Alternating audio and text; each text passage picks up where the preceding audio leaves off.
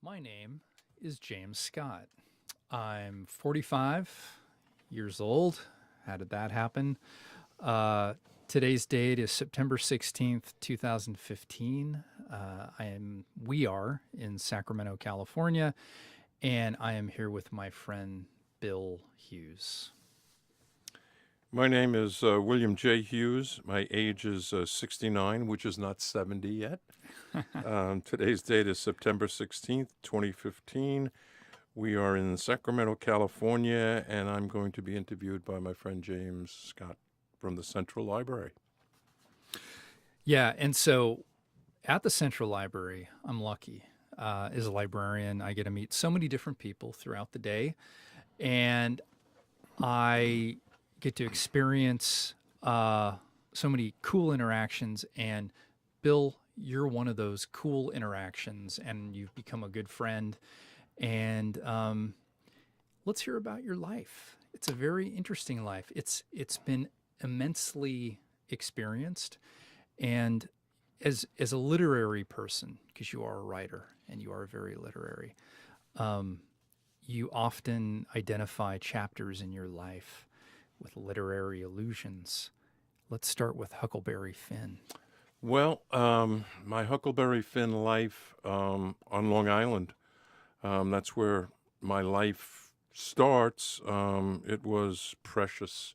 I look back on it now, high school, grade school, Catholic grade school. It was a very different, because I'm 69 years old, I can look back on a life before apartment houses.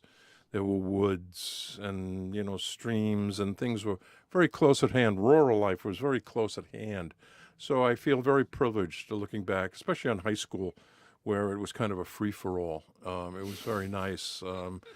It probably should have been a little bit more disciplined, but the discipline was coming.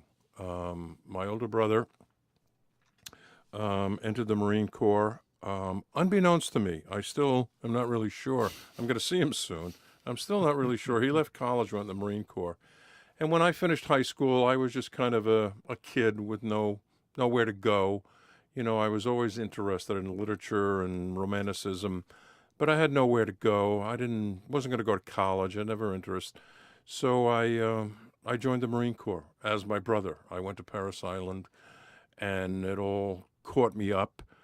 And so that was my first reality in life, the Marine Corps, Paris Island, and then the Marine Corps for 4 years.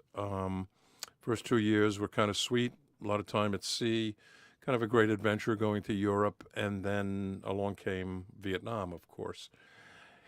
And, I was the real deal in Vietnam, a soldier on the ground, suffering everything that everybody suffered. I was wounded, but I came out of it. I escaped somehow. I returned home to my still constant. Odysseus returns. So one thing I wanted to ask you about, with regard to, after just leaving the Marine Corps, again, we're going to go back to those literary guideposts. You spent time in the Mediterranean. Yes, on board ship. Remember, we had talked a bit about this before when we did the Vietnam interview at the library. On board ship, there's very little to do, and so I was just walking along the deck one night and realized there was a library on board ship. I couldn't imagine where that had come from. And I remember going in and pulling out a book called Horseshoe Bend, nonfiction novel about the battle at Horseshoe Bend, Andrew Jackson and the Creek Indian Wars. And it lit me up. I had always been interested in this kind of literature. And from then, the spark started to glow a bit. I realized there were books and there was reading. And then once I was out of the military, I was still kind of the same kid from high school. Very little, I had been freed, and I really didn't know where to go. So I started doing jobs. I worked on Wall Street for a while. I did some other little jobs. I worked at Kennedy Airport for a while. And then my mother said, "Why don't you take the police exam?" I said, "Yeah, sure, why not?" And then they were hiring people left and right. and lo and behold, I became a Nassau County police officer for 2 years, which was very unusual, very unusual. And that takes you back to Long Island. And that takes me back to Long Island, to Nassau County, where I grew up. And that was one of the odd things about being a cop in the town I was actually. Did you ever like see a kid doing something that would have been the exact same thing you would have done? Yes. It'd been like, oh man. Yeah, almost everything. Okay, yeah. They had a thing on the police department called flaggers, cops who were on the job for 20 years and then were going to retire. And I worked with one of the great flaggers. His name was Mark. I won't use his last name. But flagging meant you tried to avoid as much as possible or flag everything. So you didn't have to work overtime, fill out the papers and everything. And that's the guy I work with. And I wasn't committed to it. It was just something I was doing, something I was able to do. And lo and behold, the police department sent me to college. You had to have a 2-year degree to take a promotional exam. But everybody had to go, even if you weren't going to take a promotional exam. And the first class I took at night at Nassau Community Junior College was a psychology class. I quit the job the next day. That was it? Yeah, I'm exaggerating a bit, but it was in 2 weeks. Bingo, the lights went off. Lights went on, rather. And the other lights went off. And I discovered the world of philosophical life and literature. And that was the end of almost like the end of my occupational life.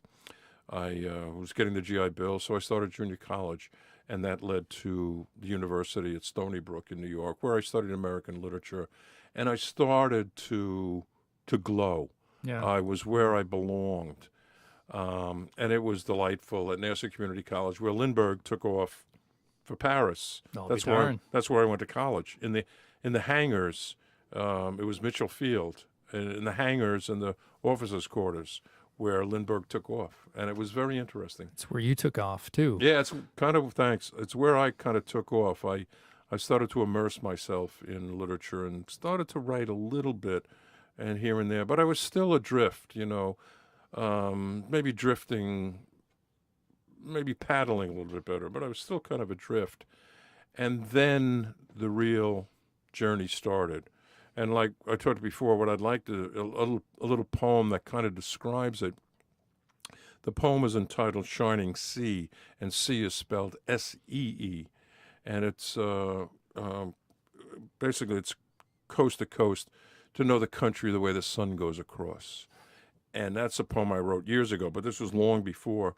So then once I was finished with college, I hit the road.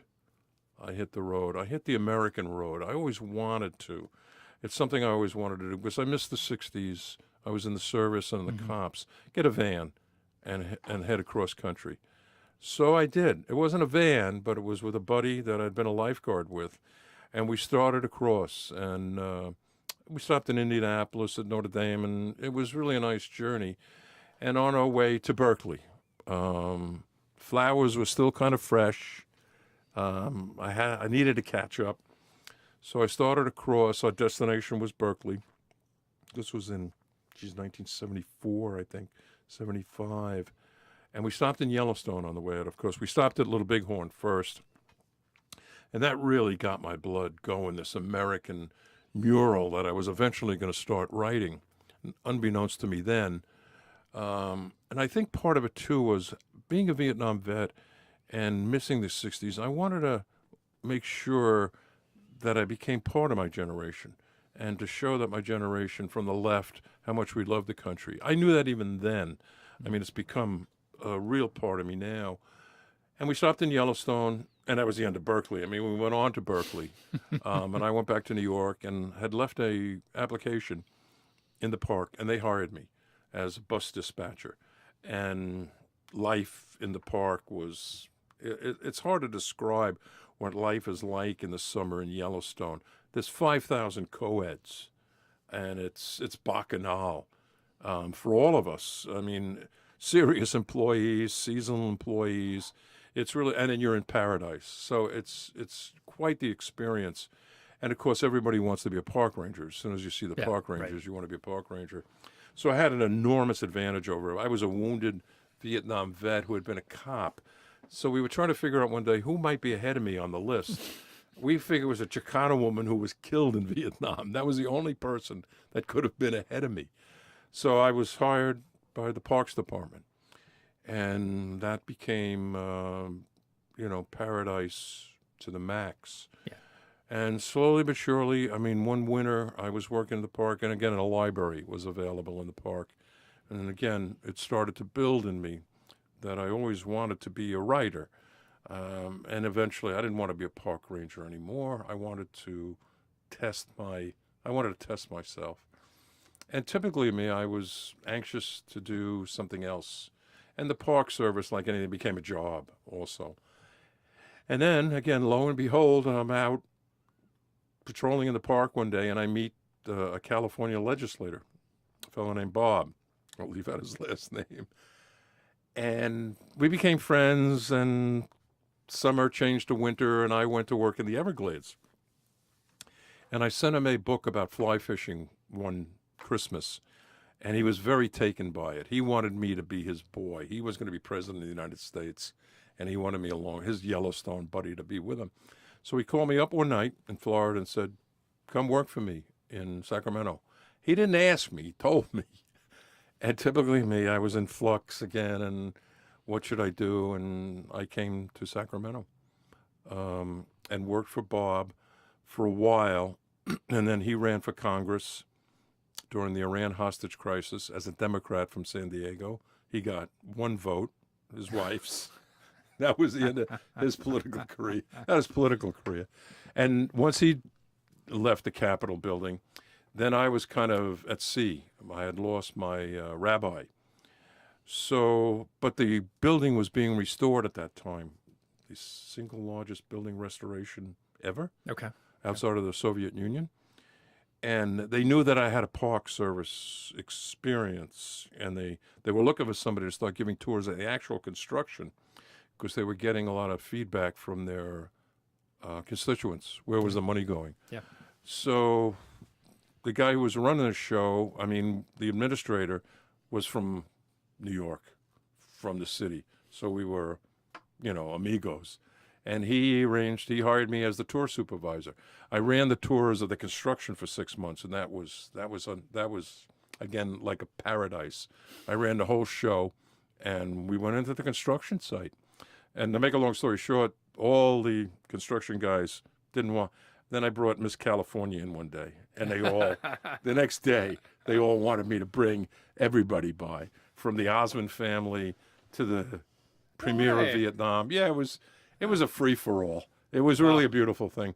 Yeah. But then typically, then the structure came, the actual tour program from the State Parks Department. And again, I'm not made for that.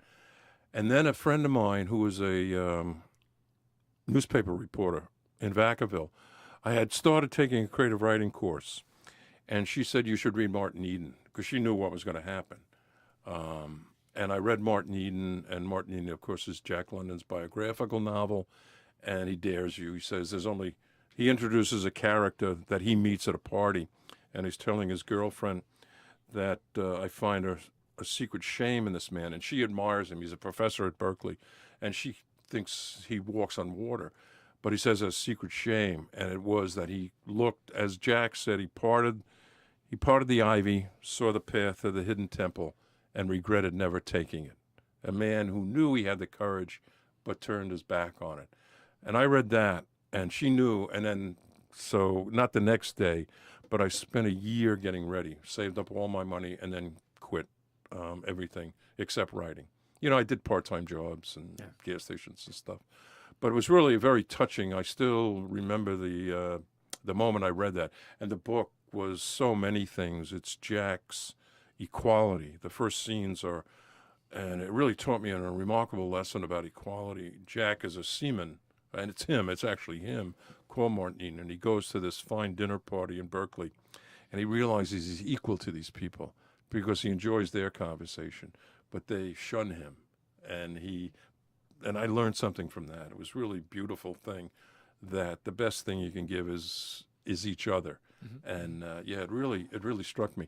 So from then, I started writing every day, at least 4 or 5 hours every day. And from that point till now, I guess 1984 is when I started, and I've written thousands of poems. Emily Dickinson. I found Emily Dickinson and Ernest Hemingway, and I still admire myself for putting them together. I never hear anybody their concise style of work. I read a poem by Emily, "Tell all the truth, but tell it slant. Success in circuit lies. Too infirm for our belief, the truth's superb surprise. As lightning to the children eased, with explanation kind, the truth must be given gradually, or every man be blind." And I saw that, and it just struck me, it like a thunderbolt, the form that she used. And I had looked around at contemporary poetry, all free verse, all seemed like what anybody could do. I walked down the path and I touched the tree, and but that rhyme scheme, that discipline, and then to look at Hemingway's discipline, that gave me the style that I wanted to work in. Okay. So from there, visiting Emily's home, visiting Jack's home. You know Emily. I know Emily. I do. Can you tell us a little bit about that? Well, it's a very interesting story. When I was in Yellowstone, I had a good friend. Her name was Julie DeSherbinen. I can use her last name. She was the first woman to matriculate from Amherst College, a real Yankee family. They lived at 47 Triangle, right across the street from Amherst College. And right across the street from them was Emily Dickinson's house. And I met Julie in Yellowstone. I didn't know anything about Emily Dickinson then. And I remember visiting her in Amherst, and she said, "That's Emily Dickinson's house." And, okay. But then once I got Emily at this creative writing course I was taking, then I went back to Amherst. And Nick, Julie's brother, took me into Emily's house, like they could just go across the street and do it. So slowly but surely, I really got to know her very well, and really admired her. So yeah, I feel a real affinity to her. It's still striking to me that this little woman from Amherst, but she was a powerhouse, much like Hemingway. So that gave me my style, and away I went. The first novel I wrote was about a baseball announcer who does a network. I had to get that out of my system with friends from New York. Oh, yeah. Yeah, sure. It just goes with the turf. And then, as of now, I have 7 novels. The most recent one is called Jade Dagger of the Maya, about the Aztecs retaking Los Angeles, modern-day Aztecs retaking, and my love for the city. And short stories, reams of short stories. So I've done my part. I've been published quite a bit in the state, locally, in Sacramento, and the newspaper up north, the Anderson Valley Advertiser. In fact, I'm going to send them a piece about the Abraham Lincoln Brigade. Which is perfect that you Yes. mentioned the Abes. Yes, because one of those points in history that really fits into your wheelhouse, not only as a human but as a writer, is the Spanish Civil War. Talk a little bit about that. Being a Vietnam veteran, and I think in some ways an unusual Vietnam veteran. Well, I made it back, which is unusual in its own case, and I came back with a lot of baggage, but I still can see clearly. We've talked about it. I still can't believe it was me. So that's what led me to the Abes. I wish I had, if I had to do what I had to do in Vietnam, I wish it had been for some cause. And just their physical, I read about them crossing the Pyrenees at night in the winter. These guys from the garment district, longshoremen, school teachers, just to get into Spain. And that really struck me, what that must have taken to do it. And their politics, of course, socialists, members of the American Communist Party, almost the ideal situation. And what they went through. These guys, nobody made them go. And I went with them to Spain in 1996 on their 60th reunion. In fact, I was writing a little bit about That's it today. so cool. Yeah, and there they were, and So I'm sitting cool. next to Milton Wolfe in San Francisco waiting for the plane, and he was the last commander of the Abraham Lincoln Brigade. And he knew Hemingway. This guy's right out of Hemingway. So it's been a great privilege for me to tell their story. I've written at length about them, but to tell their story to other people that have no conception whatsoever, not only about the Spanish Civil War, but about these Americans, maybe the finest the greatest generation of Americans. Of course, they were called premature anti-fascists Ah, yes, yes. to completely dishonor them for their sacrifice. I think 2,000 Americans, maybe, they lost 800. Okay. Yeah, their first battle, they lost 400 killed. They had 5 bullets in their first battle. So this is how I deal with Vietnam, too. My politics. Vietnam straightened out my politics. So that's how I get over a lot of the darkness and nightmares and so on and so forth. This attachment to the brigade. And this American thing, this great American thing, this great American mural that I've been writing, just what we were talking about the other day about making sure my generation is remembered for having a backbone, not just for Woodstock, and for my own benefit. Yeah. So you talk about the Great American Mural and your part in going ahead and painting a good amount of it. One of the stories that you've told me that I find unique in so many of the veterans I've talked to who were in Vietnam was Cantien, and the perspective you have, almost like the great journalist and writer Michael Hare, who wrote Dispatches, about coming back from an operation that you guys were on, and what you saw. Yeah, part of that, like I just thought of it just now. Maybe it's part of that looking at it that way. What we were talking about the other day is maybe being a New Yorker. Everybody from New Yorker is a stand-up comic, sarcasm and looking at things in this unbelievable light. So what you're talking about, we were sent out to bring back some bodies from a helicopter that had been shot down. And we knew that was it. We were going to die that day. It's up around the DMZ. So we go up there, and they're waiting for us. The North Vietnamese, probably a platoon of North Vietnamese soldiers. We saw their pith helmets. And we got out of there as fast as we could. And typically we brought in artillery fire, right? You could feel the heat in our pants behind us. And the helicopters, God bless them, came in, regardless of what was going on, and got us and brought us back to Conti on this enormous base up near the DMZ. And I get out of the helicopter, and I'm basically in shreds. My clothes are shreds. And we get off in the Air Force compound.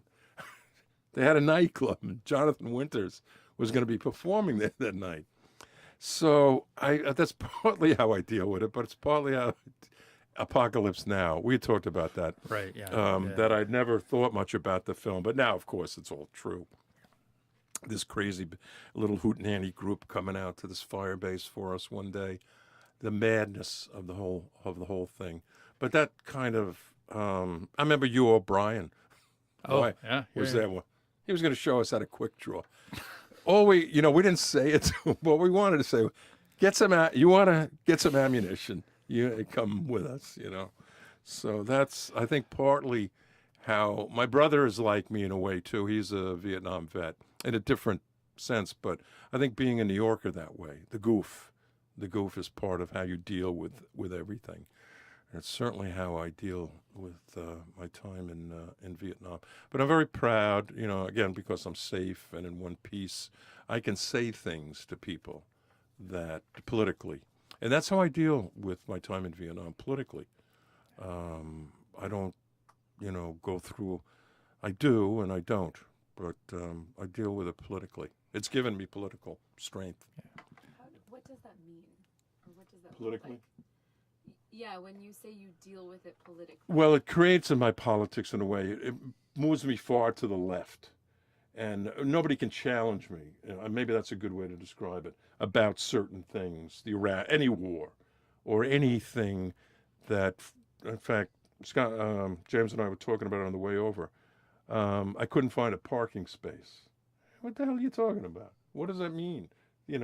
All the trivialities of things. In fact, some of the problems I've gone through with Vietnam is the impact of that. Nothing else compares to that. It leads to maybe a lot of the movements out of these jobs that I've had. But that's the best way I can describe it. You can't tell me nothing because I've been there. You have to answer to me in a lot of ways. So, and that's my attachment to the brigade, too. It gave me the politics. If I was going to be a soldier, why wasn't I a soldier in Spain? All the Yeah, romanticism right, of right. it, too.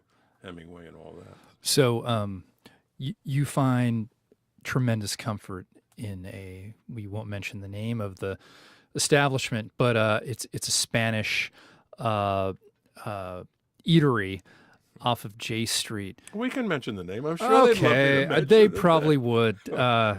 Tapas, Top top of of the the world. world. Yeah, Tapa del Mundo. that's When I right. tell people in Spain, they go, "What are you talking about?" Tapa del Mundo. Very American. Very American. Yeah, but that I mean, that's got to feel so seamless to you to be Yeah, able to spend time there. It's almost amazing to people. me that all this that I got caught up with in Spain, then all of a sudden, when I first moved here, there was like one restaurant, right? But then all of a sudden, there was a Spanish restaurant across the street from me. So it's all the karma, I think. One thing led to another. One thing, well, 'cause I never stopped, at one stop. Many nights I wish I had, but stopping in Sacramento has been good to me. The local publications are right at hand, and I become known in a place like Sacramento. Not that I wouldn't want to sell some of the books to the folks south of the Tehachapi's, as they say. But you're right, to have top of the world and always that Spanish thing with me is really nice. I don't speak Spanish, but I speak Spain. I speak the history of Spain.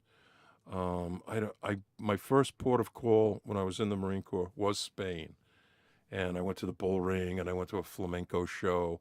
So, and then I guess I read Hemingway as a kid. I never thought much of it, but then reading The Sun Also Rises and Farewell to Arms, the opening sentence paragraph of Farewells to Arms, and just realizing this guy's genius, this guy's hard work and genius, amongst all the cliches and all that other stuff, and his love for Spain. Like you said, once you see the sky of Spain, you're never going to be the same. Oh yeah, Yeah. the deep blue Spanish Yeah. sky.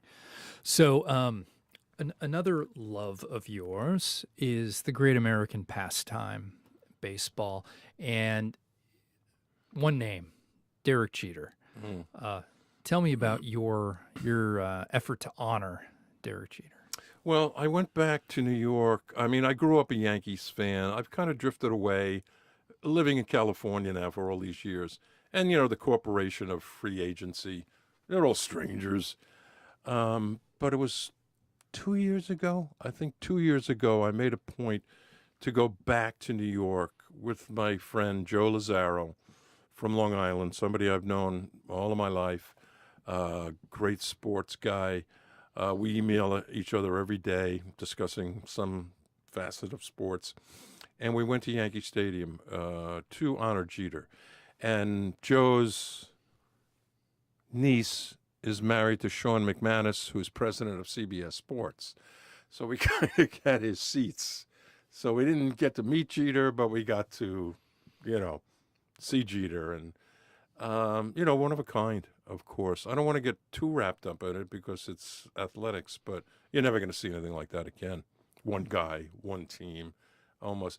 In fact, writing about it, it was almost creepy, his perfection, in a way, right? Yeah. Nothing off the court or on the court. And the great pleasure of being in Yankee Stadium in New York with these friends of mine, just for that, was a real, and just to be in New York for other reasons too, but to go to Yankee Stadium in the Bronx, the whole package. But again, I'm a Niners fan and I'm a Giants fan now, so That's right. You just make want to sure get that in there. Yeah, that's right. You make sure you get those Giants tickets for sure. Right. But you, in addition to like knowing your neighborhood, because you know your neighborhood, you know the cool stuff in your neighborhood, or the area you choose to hang out in. But you always make a point to get out of Sacramento, go see stuff, Right. because there's so much in the world that has meaning to you. Years ago, I met a friend in Nashville. His father was from East Lansing. They went back there and they kicked themselves for not going to Tiger Stadium, the old Tiger Stadium. So Tim said, I'm going to be in Nashville. It's only 700 miles away. Let's drive. So I said, okay, fine. On the way through Kentucky, we stopped at Lincoln's birthplace. And I said, this is what I want to do with the rest of my life. I want to travel to this America, not to all the big shots, whether it's down to, the desert of California or, the Field of Dreams in Iowa, Buddy Holly's crash site. This great, and again, it's what I want to convince the right or show the right that we love the country more than they could ever imagine. That's a political thing. I'm as far left that you can get. But the country, the railroads, et cetera, it's a wonderful thing out there. And the smaller things, Kansas, somewhere in New Mexico, somewhere on Long Island that nobody goes to. And it's what I've done. I actually have a collection of work called the American Mural, Yeah, which right. is all these trips that I've taken. And, too, my great love for California. I just don't live here. I live all over the place. So California, you mentioned Berkeley, and it's Land's End. You really can't go any No. further, can you? But tell us what you can about California, what it means to you. Yeah, I become a Californian, unlike a lot of natives maybe. It's the place where I live, so it's got to be complete to me. And like Joe Didion said, well, like you just said, this is Land's End. Next thing is water. Yeah. So I haven't made myself fall in love with the state. It could be anywhere, wherever I was living, but it happens to be in this incredible piece of real estate. And I know Los Angeles now. I fell in love with Los Angeles because I'm not commuting back and forth to work, et cetera, et cetera. But even if I was, it's just a remarkable place, the physical presence of Los Angeles. And out in the desert, 29 Palms, San Diego. I had a friend who lived in San Diego, just one of the great cities in the world, the cuisine and everything, and the ocean and the desert. And Wairika, I worked on a cattle ranch for a couple of days in Wairika. So I'm very proud.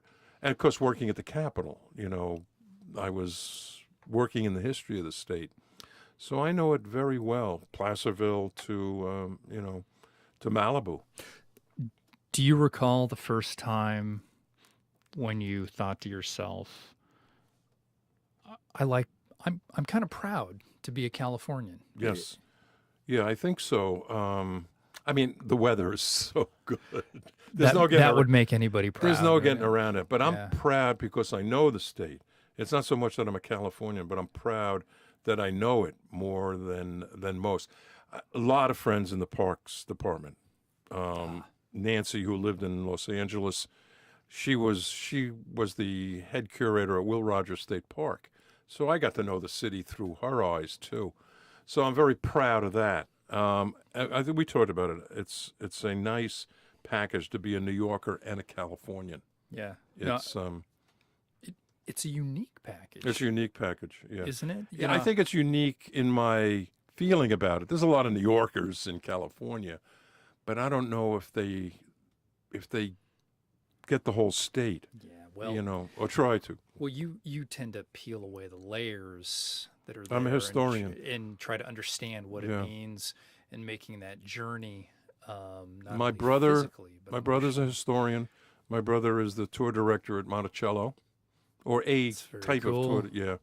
Very And my mother was like this. My father was like this. We were great readers of history. My brother was named after Thomas Jefferson, Oh, for what it's worth. In fact, I'm going to be there next week.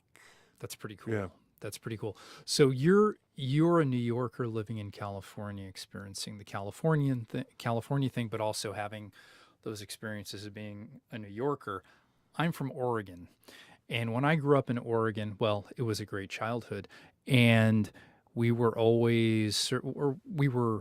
acculturated in this mindset of, ooh, California, it's crowded, way too crowded. They come up here, they take our stuff. This, that, almost kind of a xenophobic Yeah. sort of thing. And truly, living here, I'll never give up my great affinity for the sovereign state of Oregon, which I love so much. But being a Californian is a wonderful thing. And See, I taking find in- that very odd too. That's almost like un-American. You're a state. You got no right to say nobody could come.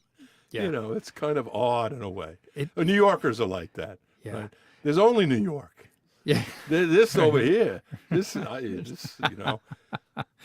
Yeah. So it's been an interesting education for me because, you know, before coming here, I'm not sure I had that much experience. I mean, you can't go to Disneyland and say, yeah, I know Yeah. California. This is it, you know, or take that trip across the Golden Gate Bridge and Right. feel like you understand, you know, the plight of the Delano grape Right. workers or understand, you know, the diversity that Right. we have That's here. the best way to describe almost any place, that the cliches are real, but the place is real. Everybody imagines, you know, California to be Malibu, the movie studios. Yeah. But yeah, you go up to a cattle ranch in Wairika, who the hell, you know, nobody knows about that. Yeah. Or go ahead and get in your car and drive out to Sonoma and go to Glen Ellen where Jack Right, London, right. you know, I mean, Right. one of the Mm. tremendous literary treasures in our country, lived here, lived in this Right. place. He chose this place, Right, the Valley of the Moon. the Valley of the Moon. And yeah, things like that, after a while, they reach a critical mass. And Well, you, Sacramento. And you enjoy it. And just It's the being in capital of Sacramento, California. And nobody in New York knows anything about Sacramento. It's the heart of It's California. the heart of California. Yeah. Well, the Chamber of Commerce in Sacramento, when they were trying to get up on their feet, is the Consolidated Chamber. Their logo was a heart. It was the state, with Sacramento being the heart of the state. And of course, these days, agriculture is our big thing, and so that's another source of pride. And you can trace it historically all the way back into the Sure. even the early or the mid 19th century, when agriculture was. Well, I was just in taken off here. Turlock the other day, There you and go. you talk about agriculture. The dust is, you know, the dust, and that all had to do, well, that had to do with Vietnam also, but that's another. The dust, the Yeah. grit. No, all that stuff. I had an interview for PTSD Got from Vietnam. And I'll tell you a funny little sidebar. I don't know, maybe you'll hear the guy who interviewed me. He was all bent out of shape about the Iran nuke deal. And he wanted 9/11 shown every day in school. And I'm sitting there. And he's got control of my mind. Right. You know, so Are you really the person who should be interviewing me? I, I'm not sure this is a good fit. it's unlike me to keep my mouth shut, but I did. So this has been a really cool conversation, and I just want to say thanks a lot, Bill. Well, thanks for a coming million. on in and being a good As friend. a true New Yorker, I love to shoot my mouth off. Yeah, mission accomplished. Mission accomplished. Thanks a lot. Thank you.